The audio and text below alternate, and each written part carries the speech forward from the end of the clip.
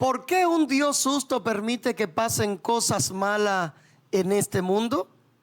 Bienvenido a un podcast más aquí en la iglesia Casa de Amor.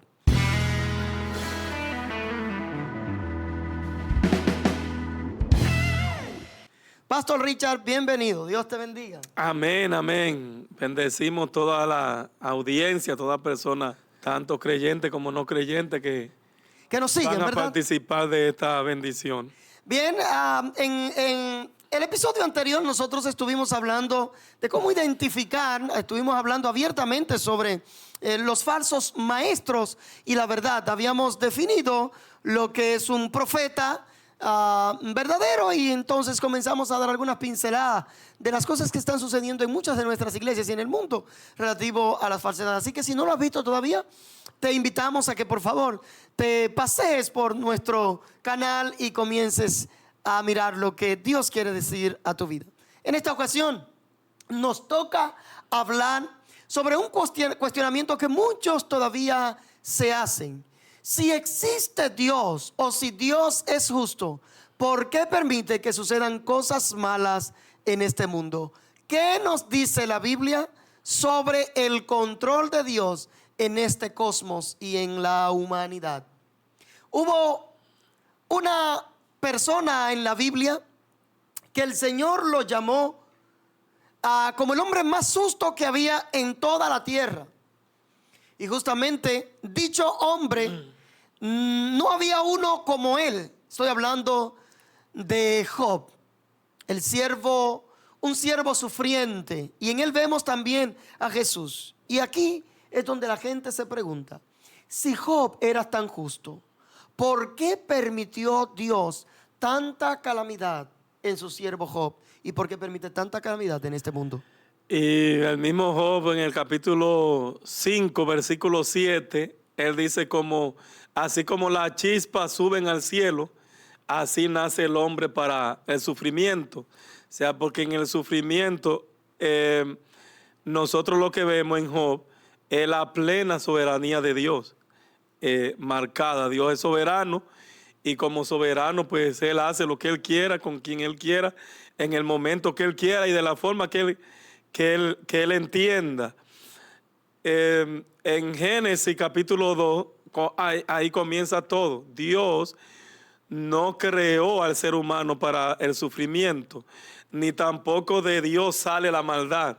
El mal no sale de Dios. Dios le dice al primer hombre y a la primera mujer de todo árbol que hay en el huerto comerá, pero el árbol que da el conocimiento del bien y el mal, de ese no comerá. Lo que Dios le está diciendo: mientras ustedes estén conmigo, todo va a estar bien. Pero una vez ustedes entren en desobediencia, se alejen de mí, ahí va a entrar en el sufrimiento. Y lo vemos en la... Bueno, entonces los dolores de parto. En los dolores de parto. Entonces, en la consecuencia que Dios le iba. Okay, aquí vamos entonces a responder quizás esta pregunta que muchos se hacen, y que deberíamos en este episodio responder esta pregunta clave en diferentes ángulos. Entonces, lo que tú estás diciendo es que lo que pasa en este mundo es una consecuencia de la desobediencia del hombre, que no necesariamente ha sido permitida por Dios. No, okay. Sí, o sea, que no necesariamente ha sido permitida por Dios, aunque dentro de sus planes y dentro de su propósito, sí hay cierto sufrimiento que son permitidos por Él. Muy bien. Con un propósito. O sea, hay sufrimiento que es por causa del pecado. Por causa del pecado nos enfermamos. Por causa del pecado, desde que nacemos comenzamos a morir. Por ejemplo, a nosotros diariamente, todo ser humano, se le mueren 20,000 neuronas todos los días. Desde que nosotros nacemos comenzamos a morir. Llega el envejecimiento. Con el envejecimiento llegan todas estas enfermedades.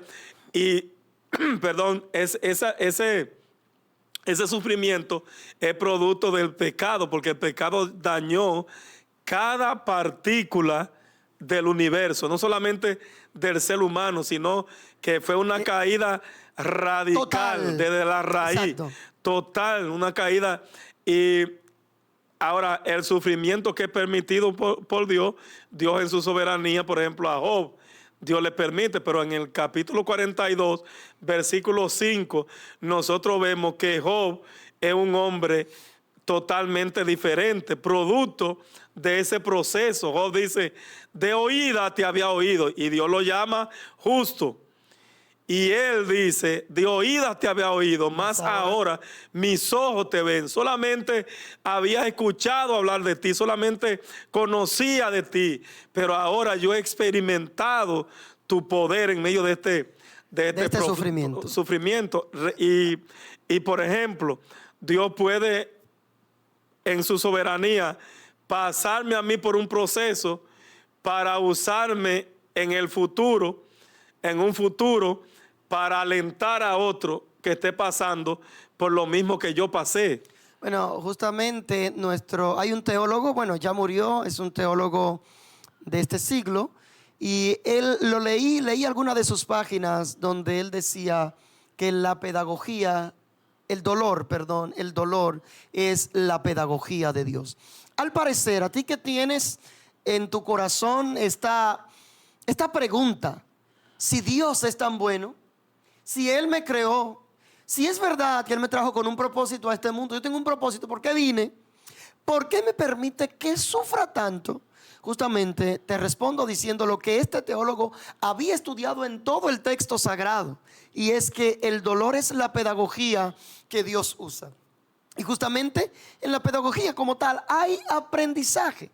La pedagogía es el proceso de enseñanza-aprendizaje, y todo tiene un método. Entonces estamos extrayendo del siervo Job y de la caída como tal, que Dios utiliza por momentos el dolor para enseñarnos alguna lección que Él quiere que nosotros aprendamos en el trayecto de esta vida. Y que el ser humano en su egocentrismo se hace esa pregunta, pero lo que deberíamos preguntarnos es, si Dios es bueno, ¿por qué permitió que Cristo sufriera?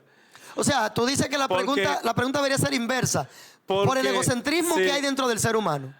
Porque Dios nada más tiene un solo hijo justo. Muy bien. Que fue Cristo. Ahora, todos los hijos de Dios sufren, que somos todos, incluyendo a Cristo. La única diferencia de Cristo fue que Él no cometió pecado. Por eso dice el escritor a los Hebreos que Él fue, según nuestra semejanza, tentado en todo.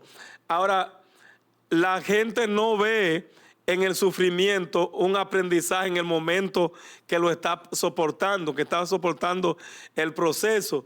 Ni tampoco vamos a llegar al extremo, como antes se predicaba mucho. La mayoría de predicadores, no faltaba esta palabra, el que no esté en prueba que se revise. Cuando yo era adolescente, yo mismo oraba, Señor, dame prueba, porque yo quería estar bien. Porque se presentaba el mensaje del Evangelio como que nada más era sufrimiento. El tema del sufrimiento es que yo voy a sufrir, no por mí.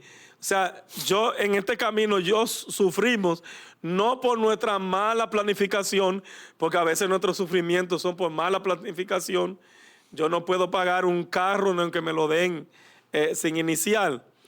Y yo no puedo meterme en un carro por más que me lo den. Entonces después yo me meto en el carro y comienzo a pedir oraciones, que estoy en prueba, que estoy sufriendo. No, ese sufrimiento fue mi falta de planificación, mi falta de prioridad fue que me metió en eso. Entonces el sufrimiento tiene diferentes formas, diferentes maneras que nos pasan a nosotros. Ahora, ¿qué debemos nosotros de enseñar? Que en medio del sufrimiento Dios está ahí con nosotros. Bueno, me surge algo que leí de San Agustín, y es que cuando él tuvo un encuentro especial con Dios, cuando se sintió llamado, él, de tan malo que él se sentía, eso es tratando de darle luz a lo que tú acababas de decir, que anteriormente ese era el tipo de predicación, que el que no está en prueba que se revise, porque el evangélico sí o sí está en prueba. De hecho, ya nosotros estamos, el estar en este mundo es sencillamente una prueba.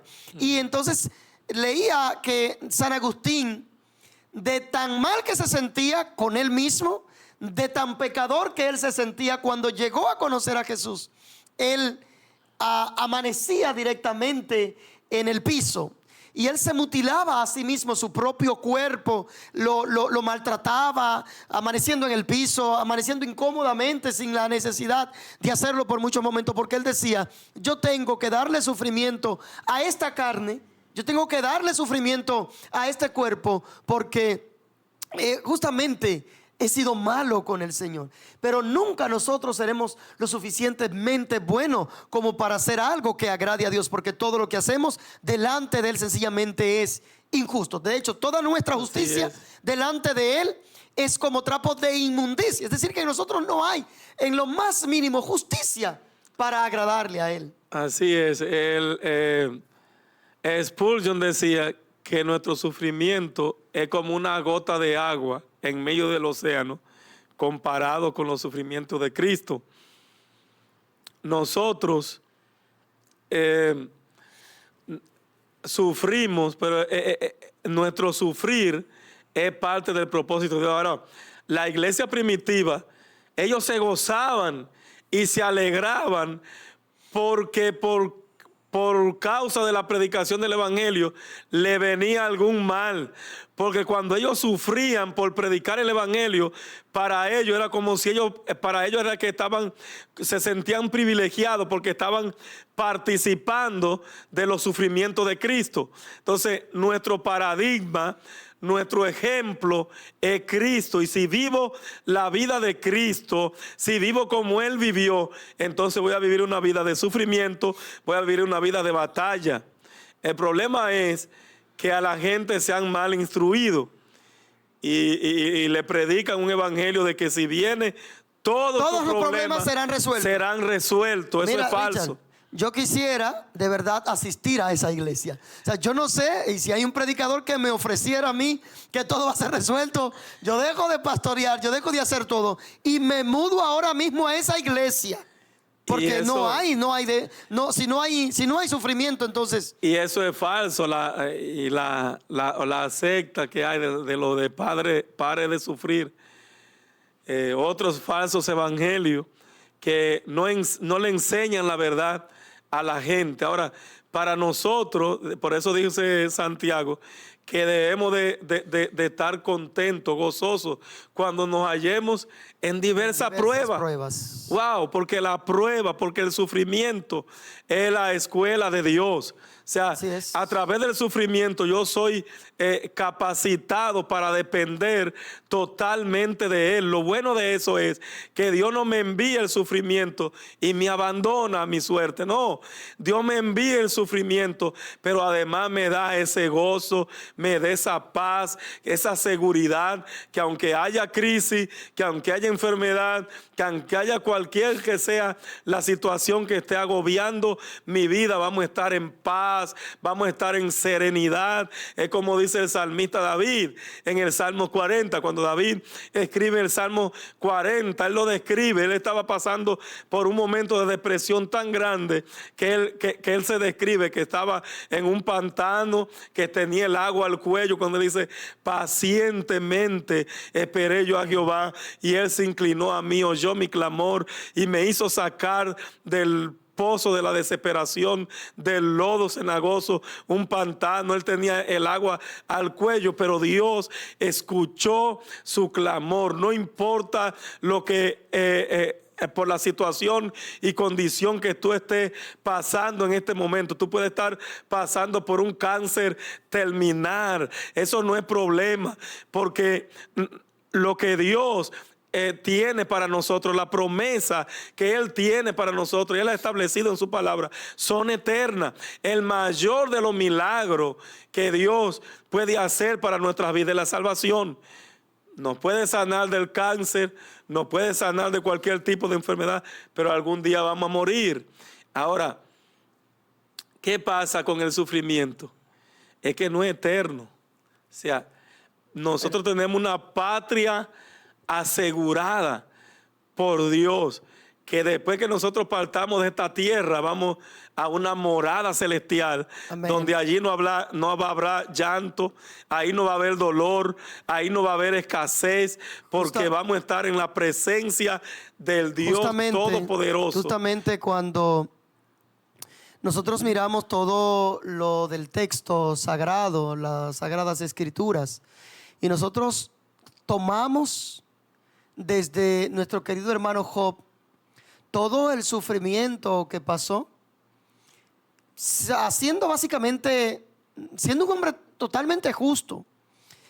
Y era tan justo que la Biblia dice que él ofrecía diariamente 7 sacrificios diarios por cada uno de sus hijos, por si acaso ellos habían fallado. O sea, nosotros pudiéramos mirar la pureza, el corazón de nuestro querido hermano Job.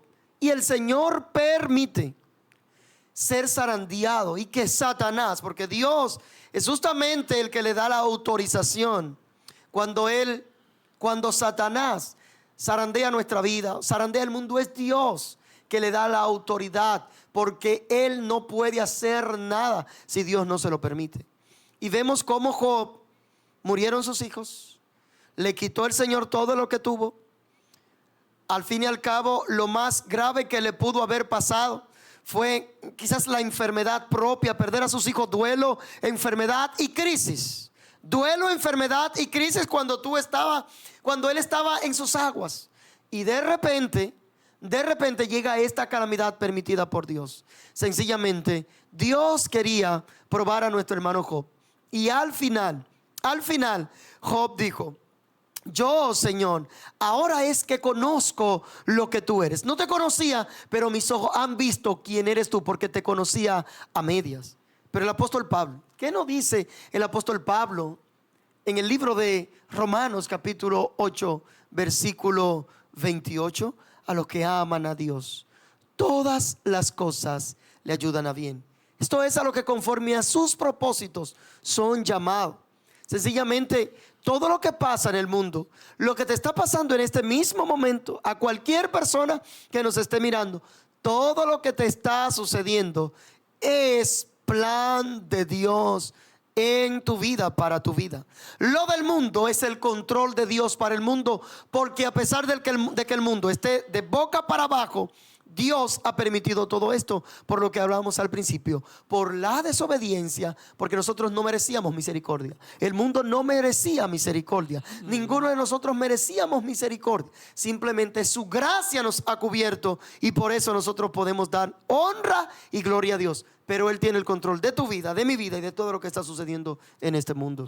Amén. Y que de alguna manera, tanto creyente, como no creyente, pasan por sufrimiento. La diferencia es que el Dios nuestro siempre tiene misericordia, siempre se acuerda de su misericordia. Satanás no tiene misericordia, ni un átomo de misericordia. La persona pueden pasar por momentos de gozo en el mundo. Por ejemplo, una persona que tenga dinero para embriagarse, en el momento que esté embriagado, pues él se goza en ese momento y disfruta según él ese tiempo, pero ya al otro día viene la resaca, viene ese sufrimiento, el sentimiento interno, todo. Ahora, nosotros en el Evangelio pasamos por crisis, pasamos por necesidades, porque no somos extraterrestres. Los problemas de la sociedad también nos golpean a nosotros.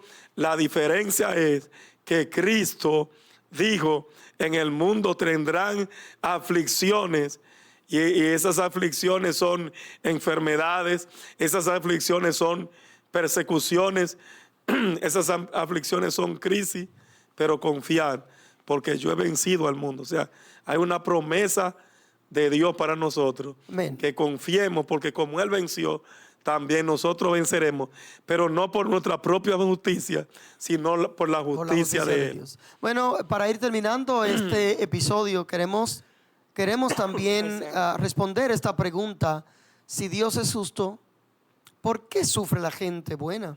¿O por qué permite tantas injusticias en este mundo? Lo que queremos recordarte es que este mundo es pasajero. Y porque es pasajero, Dios necesita proveerse de alguna forma de que nosotros los seres humanos nos demos cuenta de que sencillamente hay un solo ser que se encuentra dentro de tu corazón, que te ha creado. Y ese ser se llama Dios. Y Él diariamente te está atrayendo a ti. No necesariamente para quitarte los dolores, no necesariamente para quitarte los tormentos, porque en esta tierra siempre vamos a permanecer con ellos. Sencillamente Él viene pronto y Él tendrá un mundo justo por completo y un mundo donde no exista la maldad. El libro de Apocalipsis, capítulo 22, habla de que Dios enjugará toda lágrima de aquellos que lloraron, que sufrieron, y que al fin y al cabo no va a haber más maldad, porque todas aquellas cosas habrán pasado. Dios se propone hacer un mundo nuevo donde el ser humano que venga a Él y que haya sido atraído por Él, se haya dejado seducir por Él, entonces se ha renovado por completo y tú puedes ser parte también de este mundo, de esta nueva tierra y de este nuevo cielo. Y yo termino diciendo, trayendo el ejemplo de Asaf. Cuando Asaf escribe el Salmo 73, Asaf estaba comparando la prosperidad de los impíos, de los que no conocían a Dios, y él comienza a entrar en un sufrimiento porque él veía que gente que no tenían temor de Dios eran prosperadas y él que estaba siendo fiel a Dios, lo que estaba recibiendo era azote. Pero al final él dice, hasta que entrando en la presencia de Dios, en el santuario de Dios, comprendí el fin de ellos. Y él dice, él termina diciendo, yo me considero una bestia delante de ti. Él dice, tan torpe era yo que no entendía.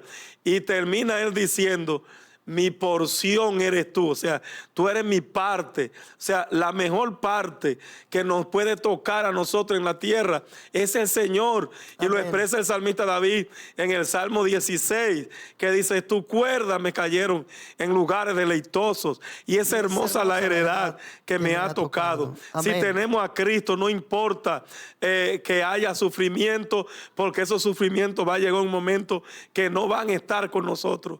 Pero nosotros vamos a tener un gozo inseparable, un gozo eterno, un gozo que viene directamente del reino de los cielos. Dios te bendiga. Señor, en esta hora oramos por aquellos que están pasando en diversas pruebas, circunstancias, y aquellos que quizás no entienden esta pregunta, que quizás deberíamos de cambiar la pregunta, Señor. Yo quiero pedirte tu consuelo. Oramos para que comprendamos que todo lo que tú estás permitiendo es sencillamente porque esta es tu pedagogía. Llévanos, Señor, a lugares deleitosos y ayúdanos, Señor, a seguir tus pisadas. En el nombre de Jesús. Amén y amén. Dios te bendiga y Dios te guarde. Nos vemos en un episodio más.